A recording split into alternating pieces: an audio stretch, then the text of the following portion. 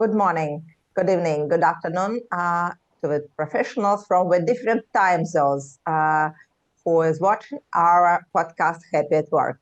My name is Tatiana Koval, and in our podcast, we discuss a very interesting and important topics: employer brand management, corporate culture transformation, employee happiness.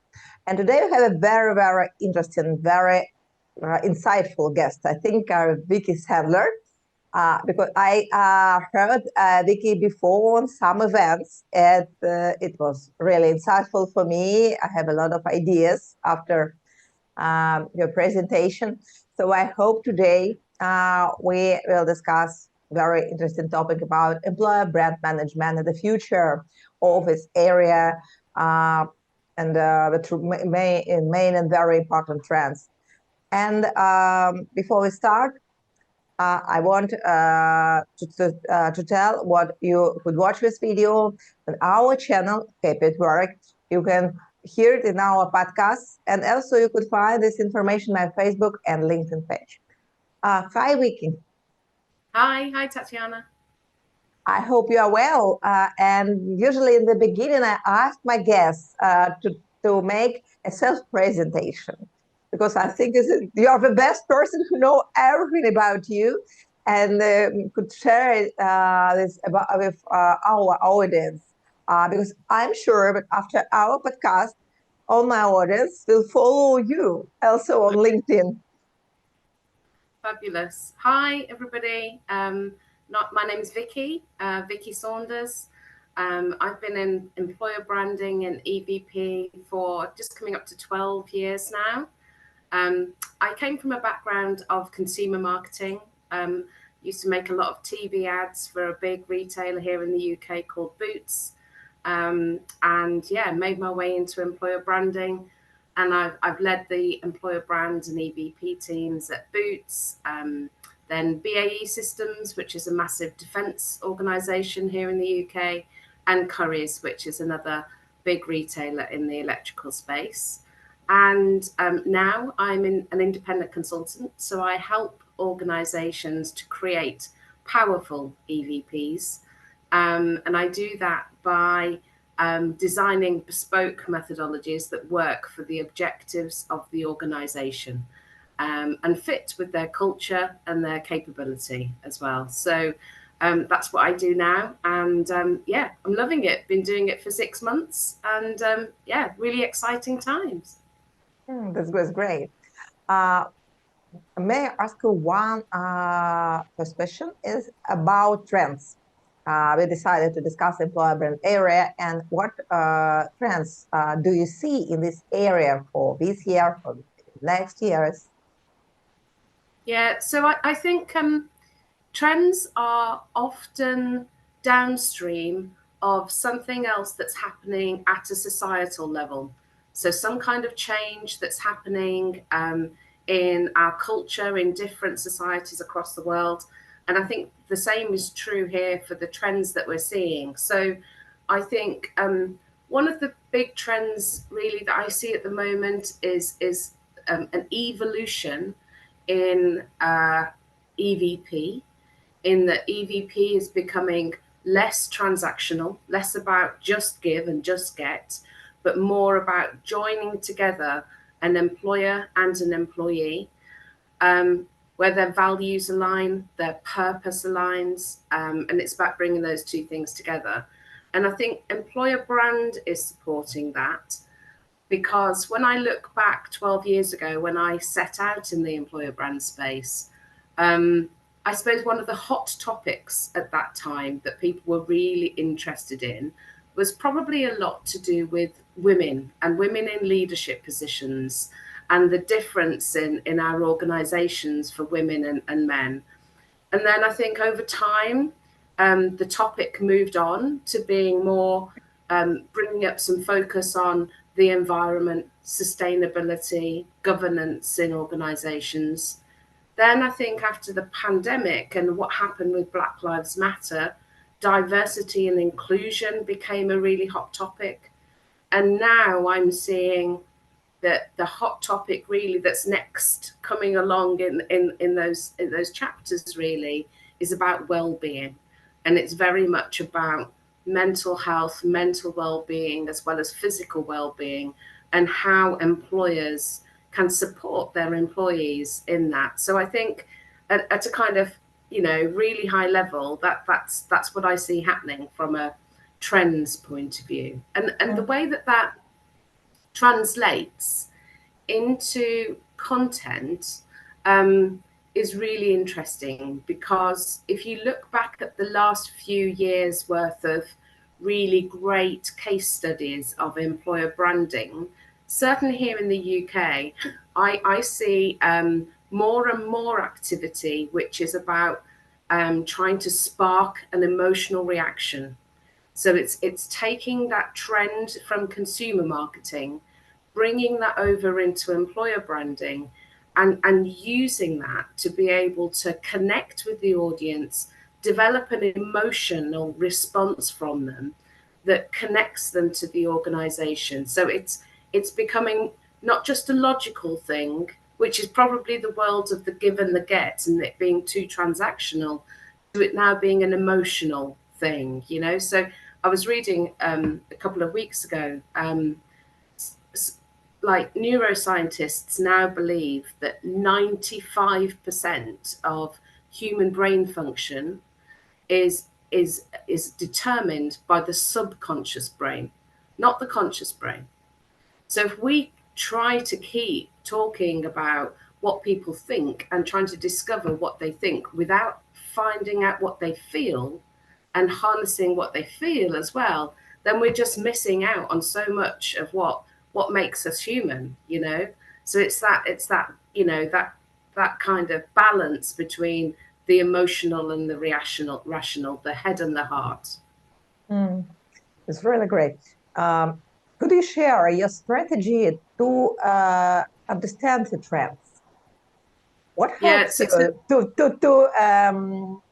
stay at the age of the trends? I think it's really important for all the professionals. I'm afraid there isn't much of a shortcut other than to read a lot. I do read a lot. So I read something to do with my job every single day. So that's, you know, an article, or it's a report, or might not be reading. So it could be a podcast, it could be a video, but I consume content to do with what makes people tick, psychology, neuroscience, happiness, satisfaction, anything to do with the world of humans in work. I read a hell of a lot of stuff. I mean, thankfully, there are now great tools that you can use to make it much easier. You know, there's things like Reader and Readwise. So when you see an article, you just click it, it saves it for you, and the next morning it gives you an AI summary of everything that you saved from the previous day. So you can decide where to put all of your energy into which ones are going to be really interesting. So I don't think there's much more that, you know, there's no shortcut for that than to just read a lot. And I love attending events, and I love conversations, debates, really good, strong debates about, you know, really thorny, difficult subjects within the world of culture and employer branding and EVP, because I think it's when brains challenge each other and add new perspectives and new ideas, that's when the quality of the thinking really goes up. This is really, really interesting strategy and really good advices, especially about special AI tools which you could use, because there are a lot of information around us. Yes. Yes. I want to ask you about main mistakes which you usually see what the companies made when they start to work with employer brand. I think this is a pain for every professional to see the mistakes of colleagues, and usually I like to speak with companies and show some mistakes and prevent them, because it costs a lot for the reputation, for the company's image. What mistakes you meet in your professional life? Yeah, so I think The first one springs to mind is before you actually do any activity, which is to do with taking a business point of view on the activity you're doing. It isn't just about, creating pretty pictures and putting some nice messaging together. Unless you develop a strategy that is clear how your activity directly supports a business goal or a business challenge, then at some point in time in the future, somebody's going to ask you, how effective is the work that you've done? What was our return on investment? So we gave you £100,000, Vicki, and what did you deliver for the business off the back of that investment? If you haven't looked at it strategically and worked out how you're going to be able to measure the activity and measure it in advance of starting the activity, because you need a baseline of, this is the past, this is everything we've done so far, here's when we started the activity, and then here's everything that's happened ever since. That is where you'll be able to demonstrate what impact it has, because we all know that, businesses change, performance, financial performance goes up and down. And one of the areas that often feels that most inside an organization is TA, right? It's the recruitment team, because people go, right, great, everything's going fantastic. Let's recruit another 500 people.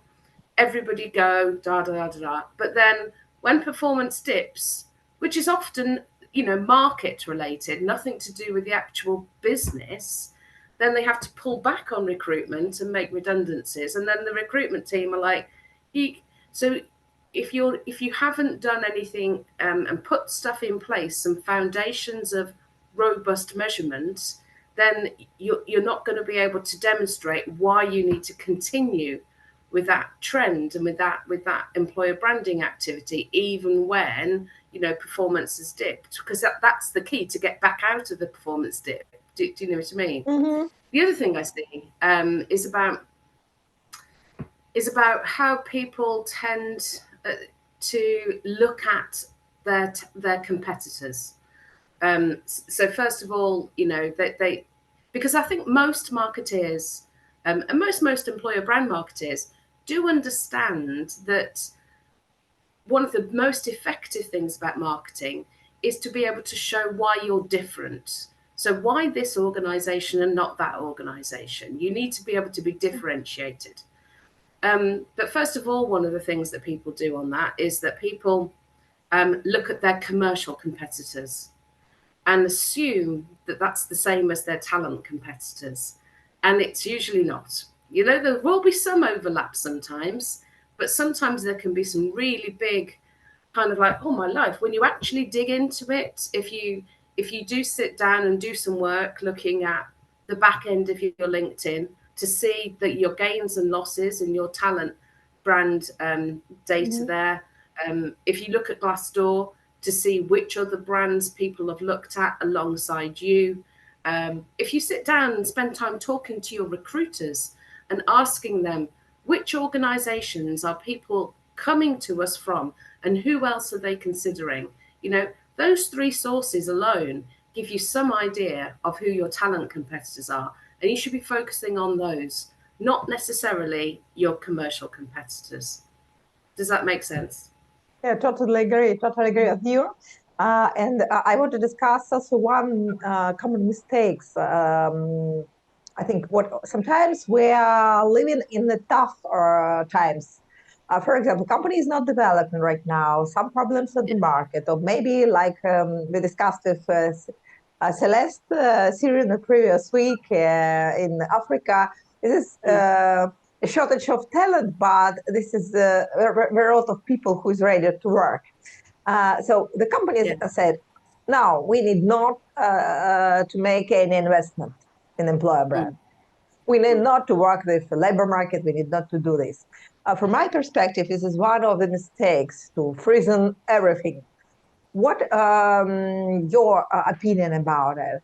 What could you say to the companies, and what is your advice to the companies how we should work with employer brand, maybe in a situation that they don't have a lot of recruitment, for example? Or especially, for example, if you have a decrease in the number of employees. This is a worst situation. So the companies, in this time, the company also could stop to work with employer brands. What could you tell in this situation?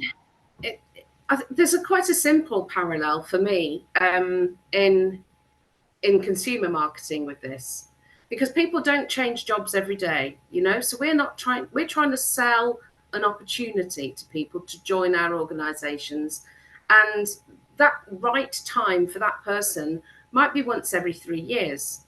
It might be the same kind of frequency as buying a new car, about spending £25,000 on a car. And car manufacturers still carry on advertising all of the time, because they understand that you must create latent desire that's always there, that you always have that perception of what the brand is like. And actually, employer branding, I think what we're going to see over time, Tatiana, if I'm to look into the future as well, is that I think there will be more and more opportunity for us to demonstrate impacts of employer brand, not just on TA, not just on recruitment, but actually the impact it can have if it's approached in a holistic way on reputation and on business reputation. So in the same way as, we were just describing those topics, hot topics that have changed over the years, gender, ESG, D&I into well-being, the stock market, investors, shareholders are also concerned about those same things, right? And so over time, I don't know if you've seen it yourself in the organizations that you're in. Often now, if you look at annual reports that, and you go onto investor calls where people are explaining, the financial directors explaining the performance of the organization, of course it's to do with profit and loss and EBITDA, et cetera, et cetera, et cetera. But often it's also about what's happening in terms of the societal impact. What are they doing about the environment? What are they doing about the communities? And how are they treating their people? What is the well-being score like? How engaged are the people? So there's a change I think we're going to see is that responsible employer that people want to invest in. It has a financial impact because there's a reputation impact too. Totally agree with you. And I have one more question about changing time. We have our EVP, but something changed. Labor market strategy of our company, or maybe a lot of new tools. What is your advice for the companies? How we should check the EVP? How should they check what they are staying trends, what they are good for their audience, what they're good for their business? What approach could you recommend to use? Yeah, so I think there's to me, I wouldn't necessarily. We have a phrase in the UK about throwing the baby out with the bathwater. I wouldn't necessarily go, oh, it's broken, let's throw it all away and let's completely start again. That might be what you need to do. But first of all, you need to do a situation analysis piece. So I would, first of all, do some activity which is outside in and inside out, by which I mean look again at what's happening in the world and what your talent competitors are doing and those big trends that are affecting the world of work and what people want and don't want from an employer in the audience groups that you are particularly focused on in your organization. And I would also look inside out. So I would be looking at your internal engagement insights about what people are satisfied with in the organization, which things they're proud of, but also the things that are pain points for them and they know that they need to change. Now, if both of those aspects show a mismatch between the external context and the internal context and the EVP, then you need to make some changes. If there isn't too much impact, then sometimes it can just be about refreshing the messaging. refreshing the creative, not necessarily changing the whole foundations of the EVP. Sometimes it can just be a creative refresh rather than a complete strategic change. Mm-hmm. I hope you know about a message about McLuhan, who said media is the message.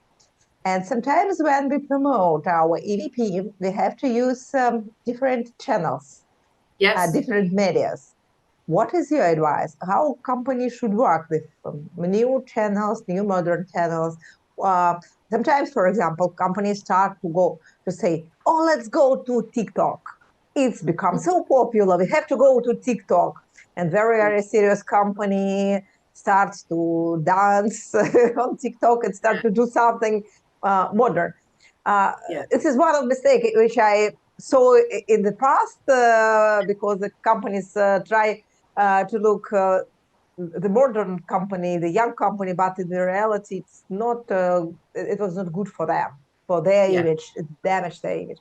So, from this perspective, your advice: which strategy, media strategy, company should use? How they should update them? What they have to take into account when they choose the appropriate channels for promoting their EVP. Yeah. So I've seen the same things happen, Tatiana, and it sometimes it jars, doesn't it? And it's just like, oh, that's not quite right, you know. So for me, it comes down to a little bit of what I was saying before in terms of measurement. If you're really clear how each of your channels are performing in the current, then that's a great foundation, because then you can go, right, there's a new channel over here. Let's not just throw everything away and jump onto that new channel.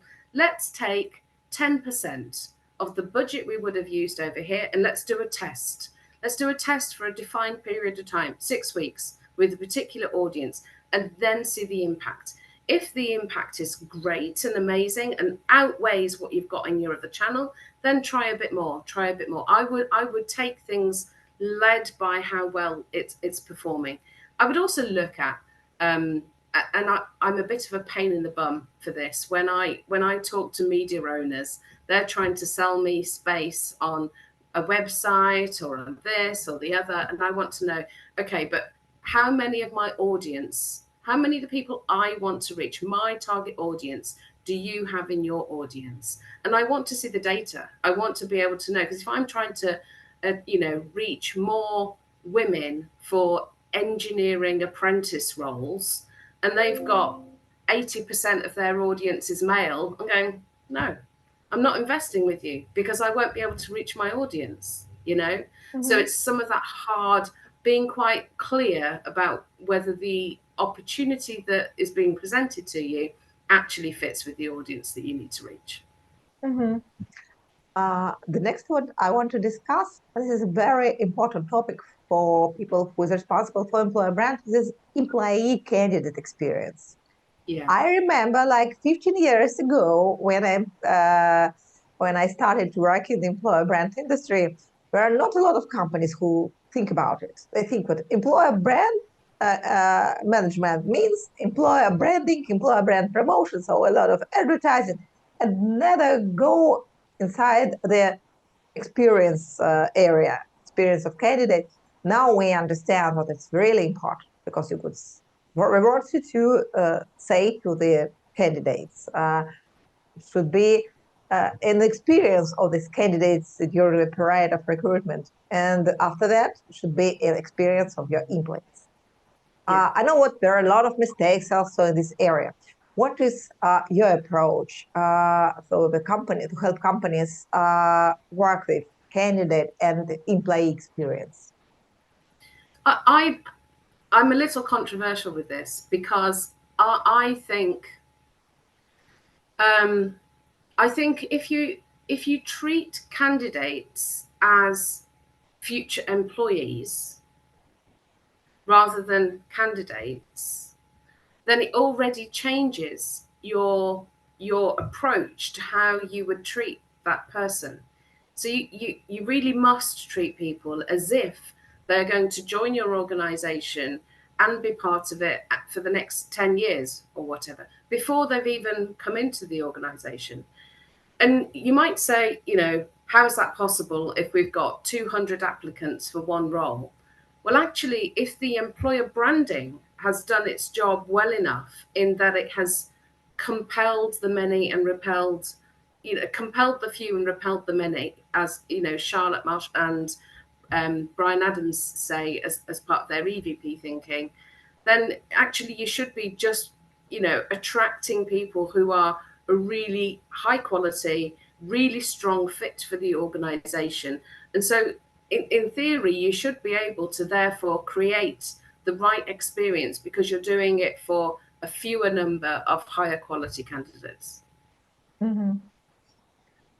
We are closer to the end of our podcast. It's, for me, this time is flying so fast. But I have a lot of questions for you. But I hope what in LinkedIn, because you are writing a lot, I could find more answers. Why I recommend to all my friends follow you. Thank you. My last questions for you. This is three main advice which you could give to all the people who want to work with employer brand the most effective way. What is the three main advice you could get them? I would. The first thing would be to measure everything. Sounds boring, I'm afraid, but measure everything. So that you can make really clear decisions about how to optimize the activity over time. I think the second thing would be around what I mentioned earlier, which is in your research and insights, put so much attention on how people feel, not just what they think, because then you're going to get someone's emotional reaction, and then that's where trust begins. That's where a candidate is a future employee, and you're starting to build up that person's relationship with you as an employer. And the third one I would say is, I wouldn't worry too much about what everybody else is doing. If we think of employer branding as being a bit like a pond with lots of fish in it, we need to not all be trying to fish in the same pond all of the time. So I would be bold, be clear on your strategy, and find ways to move to a different pond sometimes. Find a different channel, find a different creative approach, and try it, test it, and if it works, great. Don't all just go, oh, that brand is on TikTok, let's go to TikTok. We'll all just be following each other around, and it's just bonkers. Vicki, thank you for your time, for investing your time in this podcast. I hope we will have a return on investment in the future. I totally agree with all your thoughts. I think they're very, very important for everybody. So, thank you. Stay in touch with you. I hope you will find the new followers. And this is this podcast, Happy at Work. And it was Tatiana Kowal. Stay in touch and follow all our guests, because I'm absolutely sure that they have a lot of very, very interesting and insightful thoughts for you. Stay in touch.